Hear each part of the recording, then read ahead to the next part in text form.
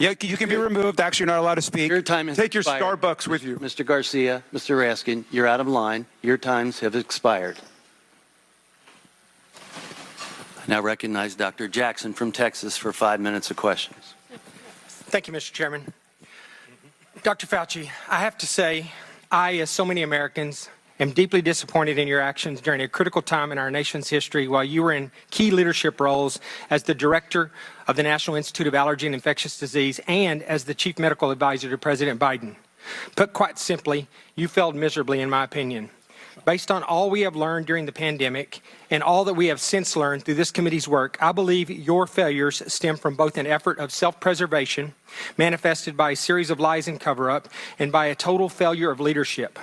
It was obvious to everyone that you and your organization, NIH, had a lot to lose if the American people were to discover that COVID-19 was most likely leaked from a lab in Wuhan, China, and that you, via EcoHealth Alliance and Peter Daszak, actually funded this research, and that this lab was actively and recklessly conducting gain-of-function research.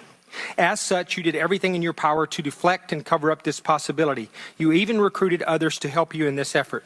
Unfortunately, this cost our country and the world valuable time that may have led to answers regarding the origin, may have blunted the spread, and would have almost certainly saved lives. While I think most of us have known all along what I just described, what I have been appalled to discover through sworn testimony to this committee is the level at which you and those that worked for you went to cover up the obvious. Just a few examples, and I know these have been touched on, but they're important for everyone to hear. Dr. Lawrence Tabak, former acting director of NIH, testified that under the generic definition that NIH did in fact fund gain-of-function research. This was based on a definition that was initially used by NIH and a definition that was abandoned and removed from the website in October of 2021 and replaced by a new, much more detailed definition with a much higher bar that you have since conveniently used to define gain-of-function testing and to deny what Dr. Tabak has since confirmed. He also said that EcoHealth Alliance failed to properly and promptly report that their research violated the terms of the grant, something that went completely unaddressed under your watch. Dr. Morans, your senior advisor, who you have tried today to distance yourself from, but whose large volume of emails clearly demonstrate that you had a very close and personal relationship with, and who reported to you directly, has openly bragged about how he subverted FOIA requests. I remind you that the law requires you and your former organization to comply with Freedom of Information Act requests. It is not optional. If you or your employees or your organization that you oversaw were systemically avoiding transparency and illegally hiding or destroying documents that rightfully belong to the American people, then you should be criminally charged and they should as well. In addition, Dr. Gregory Folkers, your chief of staff, also engaged in illegal practices in which he crafted messages using symbols instead of letters to avoid FOIA exposure. In an email, April 2020, from Dr. Morans to Peter Daszak, he says, quote, "There are things I can't say." Well, I wonder what he couldn't say. He also went on to say, quote, "Except Tony is aware, and I have learned there are ongoing efforts within NIH to steer through this with minimal damage to you, Peter, and colleagues, and to NIH and NAID," end quote. And then a few days later, he said, quote, "I have reason to believe that there are already efforts going on to protect you," end quote. In February of 2021, Dr. Morans wrote to Boston University scientist Gerald Kirsch saying, quote, "I learned from our FOIA lady here how to make emails disappear after I'm FOIA'd, but before the search starts. So I think we are all safe," end quote.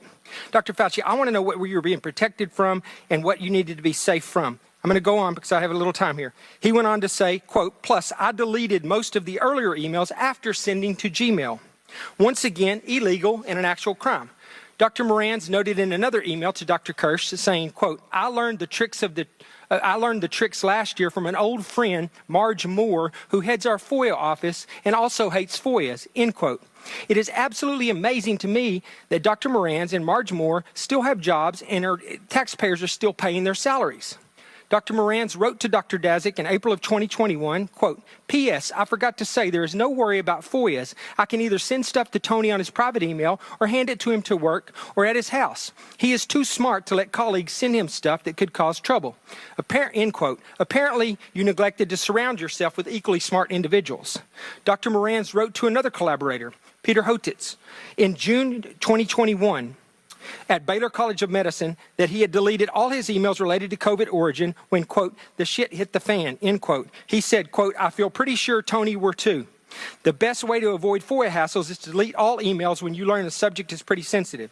In October 2021, Dr. Morans wrote to Peter Daszak, quote, Peter, from Tony's numerous recent comments to me and from what Francis has been vocal about over the past 5 years, we are trying to protect you, and they are protecting their own reputations as well, end quote.